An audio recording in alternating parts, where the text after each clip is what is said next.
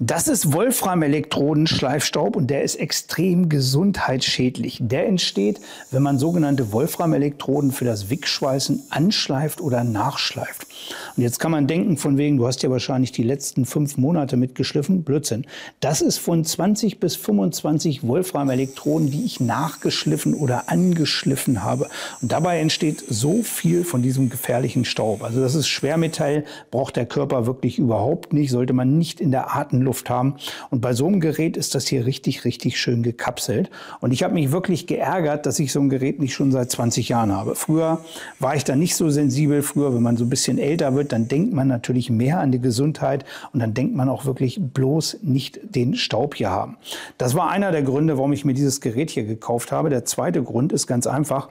Ich wollte wirklich richtig perfekt wiederholgenau angeschliffene Wolfram-Elektroden. Und auch das ist mit diesem Gerät wirklich richtig schön möglich. Sehr interessantes Gerät, das heißt Wick-Schleifboy von Weldinger.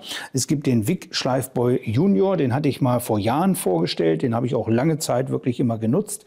Jetzt wollte ich eine Stufe weitergehen, weil ich muss ganz ehrlich sagen, ich habe zwar diese ganzen Apparate, diese ganzen Möglichkeiten, ich habe trotzdem aber immer sehr oft aus Stress, aus Hektik am Schleifstein geschliffen und da sieht man, was dabei entsteht und die Ergebnisse sind halt auch nicht so wiederholgenau. Und das ist ein absoluter Genuss, dieses Gerät, und das will ich euch in diesem Video mal in Kurzform zeigen. Vorher gucken wir uns aber noch mal auf die Schnelle die Grundlagen der Wolfram-Elektroden an, weil das ist auch immer wieder ein interessantes Thema und das wird halt auch immer sehr viel wieder gefragt. Das grundlegende Thema Wolfram-Elektrode ist im Prinzip wirklich sehr, sehr einfach. Das heißt, wir haben das sogenannte Wickschweißen. Wick heißt Wolfram-Inert-Gas. Wir haben hier also eine nicht abschmelzende Wolfram-Elektrode. Beim Max-Schweißen oder Elektrodenschweißen ist die stromführende Elektrode gleichzeitig der Zusatz. Das haben wir beim Wickschweißen nicht. Da geben wir den Zusatz separat beim Schweißprozess hinzu. Haben also diese Elektrode. Diese Wolfram-Elektrode ist jetzt vorne angeschliffen. Dadurch erhalten wir einen möglichst fokussierten Lichtbogen. Je länger diese Spitze ist, desto fokussierter ist der Lichtbogen. Irgendwann geht aber massiv die Standzeit flöten. Darum sollte es nicht zu spitz sein. Man spricht hier immer so ungefähr von 1,5 bis 2 mal D. Das heißt, ich habe hier eine Wolfram-Elektrode von 2,4 mm Durchmesser und habe hier eine Spitzenlänge, die ist dann ungefähr so 4 bis 4,5 mm lang.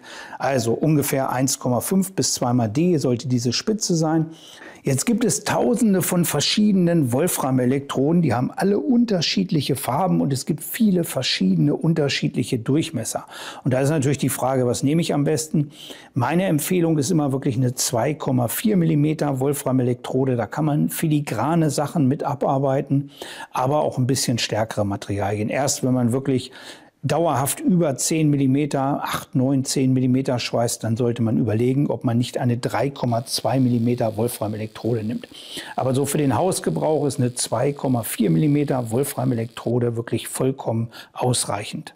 Was haben die unterschiedlichen Farben zu bedeuten? Das ist im Prinzip jetzt auch sehr, sehr einfach. Wir haben eine reine Wolfram-Elektrode, das wäre die grüne. Und wir haben dann Wolfram-Elektroden mit verschiedenen Legierungselementen, sogenannten seltenen Erden. Und dadurch kriegen die Wolfram-Elektroden verschiedene Charakteristiken. Und jetzt kann man anfangen, alles durchprobieren, ist aus meiner Sicht aber Blödsinn. Ich verwende wirklich nur die pinke. Die hat eine sehr gute Standzeit, die kann man für Stahl, für Edelstahl und für Aluminium einsetzen. Das heißt, die bildet bei Aluminium eine sogenannte Kalotte und das ist wichtig zum Aluminium-Schweißen. Wer jetzt wirklich nur Stahl und Edelstahl schweißt, der kann meinetwegen auch noch die goldene oder die graue nehmen. Alle anderen Wolfram-Elektroden sind wirklich so spezifisch, das ist nur für Leute, die wirklich sehr, sehr spezifische Arbeiten übernehmen. Aber so als universelle Elektrode verwende ich immer selbst die pinke und die kann ich euch wirklich empfehlen. Jetzt gibt es die verschiedensten Möglichkeiten, Wolfram-Elektroden anzuschleifen. Viele machen das am Schleifstein oder halt auch am Winkelschleifer. Dafür gibt es diese Helfer hier oder diese Halter. Das ist wirklich empfehlenswert. Die Wolfram-Elektrode wird warm. Bei kürzeren Wolfram-Elektroden ist es natürlich auch gefährlich. Und hiermit kann man die Wolfram-Elektrode auch viel besser drehen. Manche spannen die Wolfram-Elektroden auch in den Winkelschleifer ein. Das funktioniert wirklich auch gut. Problem ist immer, man hat nie so eine 100-prozentige Wiederholung Nullgenauigkeit und ich habe eben am Stein für das Video hier mal eine angeschliffen, habe ich gleich wieder so ein bisschen so einen Geschmack im Mund. Sehr, sehr unschön. Darum bin ich die letzten Jahre immer vor die Tür gegangen. Ich habe hier also diesen Schleifboy Junior, heißt der ist nicht gekapselt und dann bin ich immer da vorne an der Tür und habe mich draußen vor die Tür gestellt, gucken die Nachbarn immer so ein bisschen, was macht der denn da schon wieder, und habe dann da draußen immer geschliffen. Und im Winter ist es natürlich auch nicht so richtig ideal. Das sind andere Varianten, die kommen auf den Dremel drauf.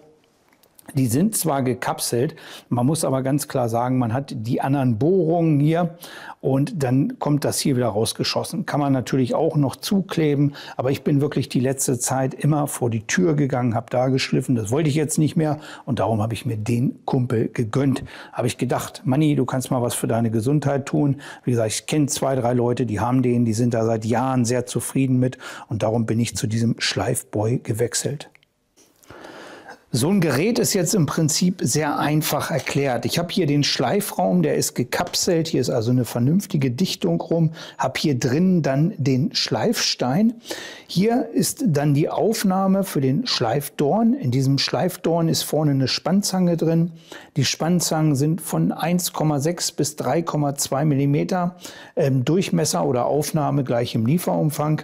Dann wird hier die Wolframelektrode eingespannt und dann setzt man die hier runter, dreht vorsichtig beim Runtersetzen und dann wird die Wolframelektrode angeschliffen. Ich habe hier seitlich die Möglichkeit, den Winkel zu verstellen. Kann dann hier also den Winkel und damit den Winkel der Wolframelektrode verstellen.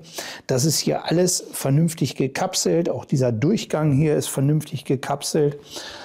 Habe dann hier an der Seite auch noch eine Skala, wo ich dann auch sehe, was für einen Winkel ich einstelle. Und hier hinten hole ich mir dann die Höhe, dass ich die immer die gleiche Höhe eingespannt habe. Rein praktisch sieht das jetzt so aus. Ich nehme eine Wolframelektrode, die ist schon sehr kurz. Müssen wir mal gucken, ob die noch geht. Die hat aber so einen richtig schönen Zapfen hier dran, ne? Also eine richtig schöne Stelle dran. Da würde ich in die meisten Geräte schon gar nicht mehr reinkommen. Das ist hier auch kein Problem. Ich gehe dann hinten hier rein, kann das Ganze Hand festziehen. Dann ist die Wolframelektrode auf die richtige Länge gespannt. Habe jetzt hier die Möglichkeit, die Höhe einzustellen und kann hier die Stelle verstellen, an der ich auf der Schleifscheibe schleife. Und jetzt mache ich das Gerät ganz einfach an, gehe hier rein und drehe dabei vorsichtig.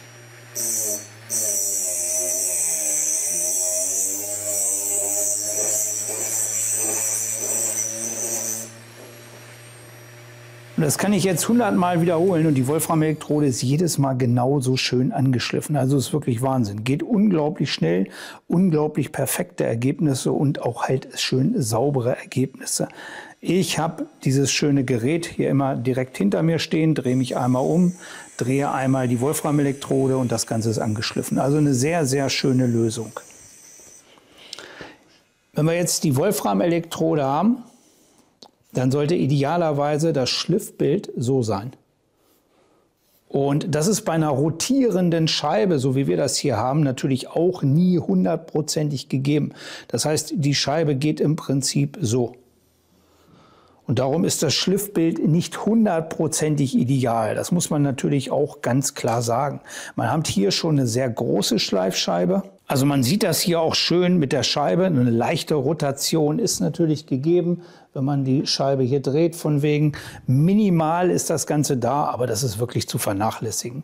Also ich sage mal, wenn man Atomkraftwerke schweißt, wenn man irgendwo schweißt, wo es auf ein Tausendstel Millimeter drauf ankommt, dann ist sowas natürlich nichts mehr. Dann gibt es ganz andere Geräte. Ich habe einen Kumpel, der hat ein Gerät von Inelco, der hat mir hier ein paar Videoaufnahmen erstellt. Vielen, vielen Dank, Jürgen. Das ist ein Gerät, das kostet natürlich ein paar tausend Euro, aber da kriegt man noch mal ein ganz anderes Niveau hin. Und selbst bei diesen kleinen Scheiben ist das natürlich noch viel stärker, der Effekt, ist das nicht relevant. Also man kann auch mit diesen Geräten Wolframelektroden anschleifen oder mit diesen Aufnahmen und hat da wirklich eine tolle Qualität, kann da wirklich toll mitarbeiten. Das sind immer so Punkte, da machen sich die Leute Gedanken drüber, sollte man sich keine Gedanken machen. Worüber man sich Gedanken machen sollte, ist sowas hier. extrem ungesund, sowas braucht man nicht in der Werkstatt und sowas kann man hiermit natürlich toll kapseln. Auf der anderen Seite geht es schnell, es ist effizient, es ist wiederholgenau und es macht einfach Spaß, mit so einem kleinen Gerät zu arbeiten. Das steht hier immer hinter mir die letzten Tage und da habe ich wirklich viel Freude dran und ich bin mir sicher von wegen, ich habe keinen komischen Geschmack mehr im Mund, habe keinen komischen Staub mehr in der Werkstatt und das war es mir da wirklich wert.